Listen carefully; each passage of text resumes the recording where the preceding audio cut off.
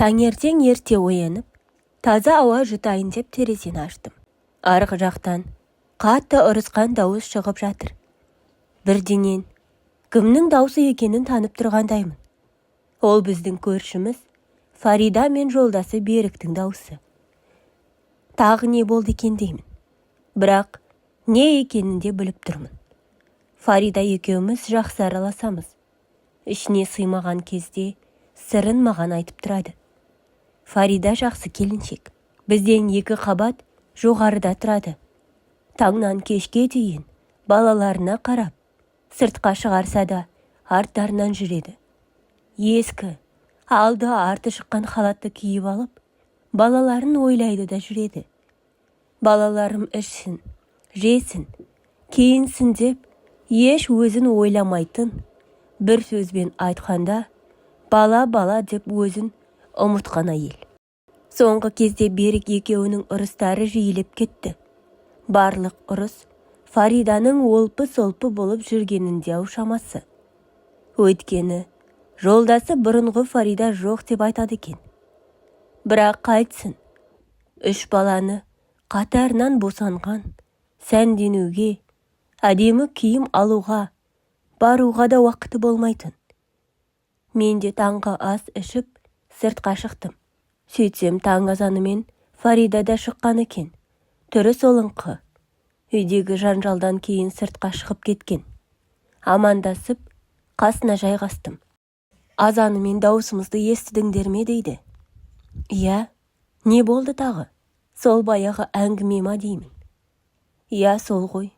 Шаршадым бәрінен. Тек балалар әкесіз өтпесінші деп шыдап келемін.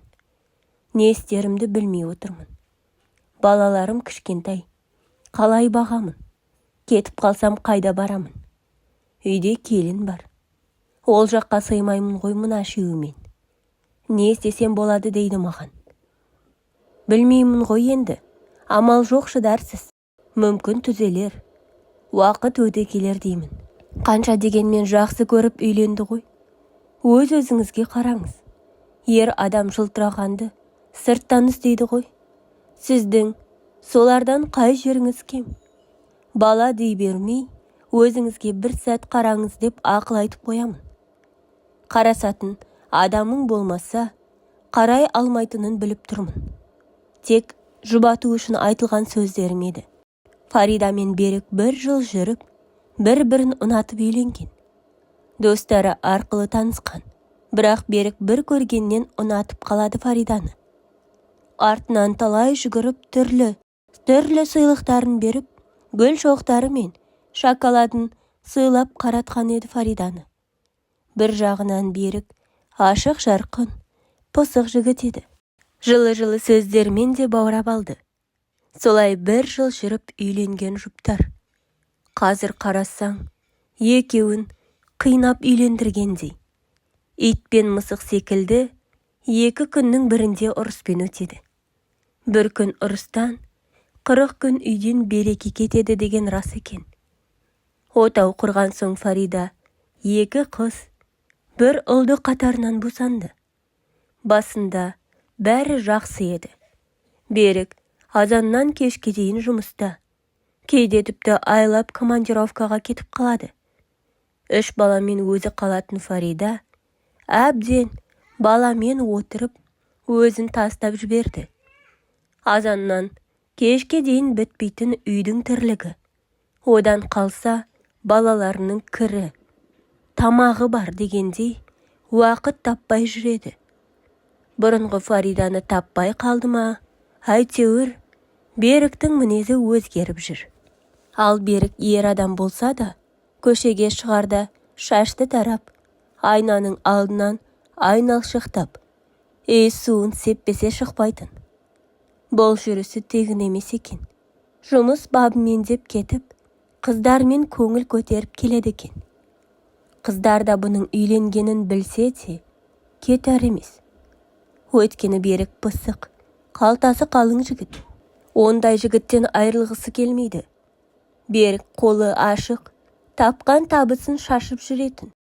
Балаларын да жақсы көреді.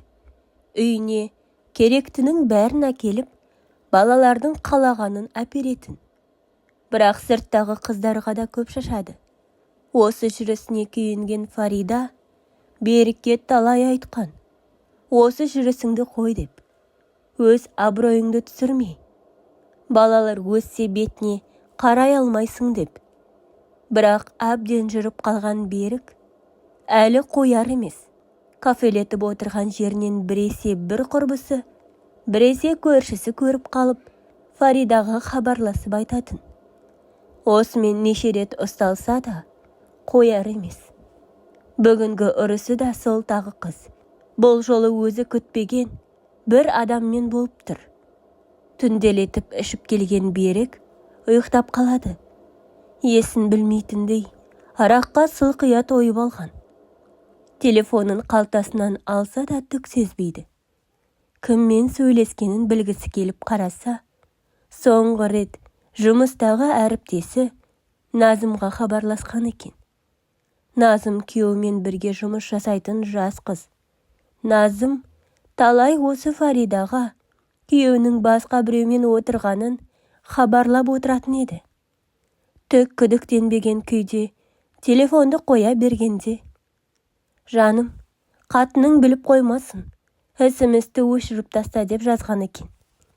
Бұны көрген Фариданың төбесінен мұздай су құйылғандай болды. Не жыларын, не күлерін білмейді. Сеніп жүрген адамы ту сыртынан пышақ ұрып кетті.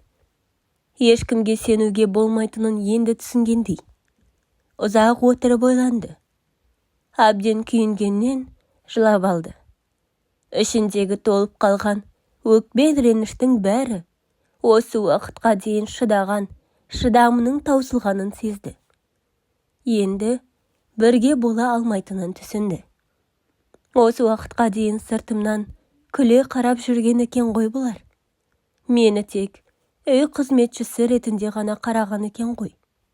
Енді мені басындыруға жол бермеймін деп өзін жинақтап, Назымға СМС жазды. Менің үйіме талай майысып келіп, менің асымды ішіп, менің бетіме күліп қарап, сыртымнан күліп жүрген екенсің ұятсыз. Маған жасаған қайтарымың осы болғаныма. Берік саған бұйырсын. Ары қарай өзің түзеп, басқа қатындармен алысып, қасыңда ұстап отырарсың деп, СМС-ті жазып жіберді де, өз киімдерін жинап, буып түйіп салып қойды. Таңертең ерте тұрып Берікке айтып еді. Ол еш мойындамады. Ойнап жазылған СМС шығар, сен де бір нәрсе шығарып отырасың деп, мойындамаған күйі жұмысына ұрысып кетіп қалды. Беріктің жұмысқа кеткенін пайдаланып, балаларын киіндіріп, үйден шықты да кетті. Беріктің жұмысқа кіргені сол, майысып Назым шықты алдынан. Не болды? Қатыныңмен шаруа бітті ма? Өзіңде құтыла алмай жүруші едің. Мен болмасам, не істер едің сен ақымағым деп сызылып тұр. Бұны естіген Берік, сен не деп тұрсың? Не айттың оған дейді. Ештеңе де айтпадым. Өзі бәрін біліп қойды. Түнде сені маған сыйлап кеткен деп мысқылдап күлді. Жыны келген Берік, сен де оңбайтын қатын екенсің. Үндемей жүріп, өйдей бәлеңнің бәрі ішіңде екен ғой деп, иығынан итеріп кетті. Әншейінде ойына келгенді істеп, Фариданы адам құрлы көрмейтін Берік, бұл жолы кәдімгідей ойланып қалды. Дереу Фариданың номерін терді. Жауап жоқ, өшіп тұр. Қайта қоңырау соғумен болды. Бірақ еш нәтижесіз. Машинесін оталдырып үйіне жетіп барды. Үй іші тым-тырыс. Күнде шулап жататын баланың дыбысы да естілмейді. Дереу киім сөресін қараса бос болып тұр. Осы уақытқа дейін неше рет жүрсе де, үйден кетпейтінін біліп, жүруін жалғастыратын еді. Міне бүгін Фариданың кетіп қалғанына қатты қапаланып тұр. Беріктің ойында Фариданың баратын жері жоқ. Қайда кетеді дейсің деген ой болды. Осы уақытқа дейін. Бірақ дәл қазір осылай болады деген үш ұйықтаса да түсіне кірмепті. Жаны тыныш таппай, Берік Фариданың үйіне хабарласты. Анасы ештеңе білмейді. Сірә Фарида қалай деп сұрап жатыр. Демек үйіне бармаған. Қайда баруы мүмкін деп басы қатты. Сол кеткеннен Фаридадан еш хабар болған жоқ. Бір апта уақыт өтті. Не келіншегінің, не балаларының хабарын біле алмаған Берік күннен күнге жүндеп бара жатыр. Қолда бар алтынның қадірі жоқ деген осы болар. Неше күн ыстық тамақ ішпеген. Уайымнан сақал мұрты өсіп кеткен Берік жұмысына әрең сүйретіліп барып келеді. Тек оймен күн өтіп жатты. Жұмыстан келіп, жалғыз өзі үйде жатқанда көзі ілініп кеткен екен. Телефон шырылдап жөнелді. Қараса бөтен номер. Тұтқана алса арғы жақтағы Фаризаның құрбысы екен. Берікке біраз өкпе ренішін айтып, бұрын Фаридаға қалай қол жеткізіп едің? Мәпелеп аялап отырамын деуші едің. Қазіргі Фариданы көріп жаным ашиды. Әдемі қыздан үй күтушісіне айналдырғансың дейді. Екеуі ұзақ сөйлесті.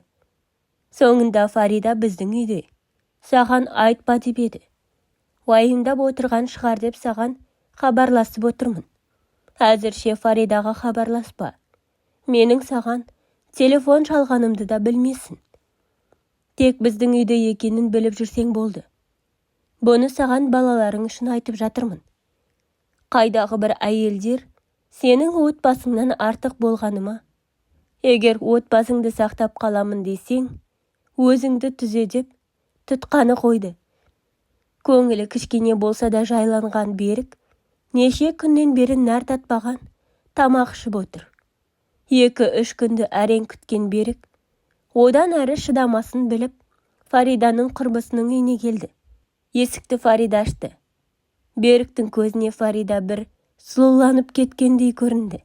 Үстіне киген халаты да өзіне құйып қойғандай жарасып тұр. Берік енді түсініп тұрғандай, қандай байлықтан айрылғанын. Берікті көріп таң қалып тұр.